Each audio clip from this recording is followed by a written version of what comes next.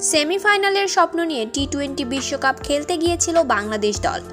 সেই স্বপ্ন পূরণ হওয়া তো দূরের কথা, 20 বছরের মধ্যে সবচেয়ে বাজে খেলা খেলে দেশে ফিরেছে টাইগাররা।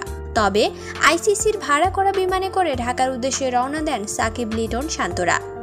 এরপর দেশে নামেন তারা, আর দেশে ফিরে যেন কঠিন বিপদের মুখোমুখি হন সাকিব, শান্তরা। কেননা এবারের বিশ্বকাপেও বরাবরের মতো ব্যর্থ হয়েছে ব্যাটসম্যানরা। আর আফগানিস্তানের বিপক্ষে টাইগারদের শেষ ম্যাচে বাংলাদেশের এমন হারটা মেনে নিতে পারছে না ভক্তরা, কেননা এটা বাংলাদেশের জেতা ম্যাচ ছিল। আর তাই ক্রিকেটাররা দেশে ফেরার সাথে সাথেই তাদেরকে মারতে চলে যান একদল ক্রিকেট প্রেমী ভক্তরা। যেই ভিডিওটি সামাজিক যোগাযোগ মাধ্যমে মুহূর্তেই ভাইরাল হয়েছে।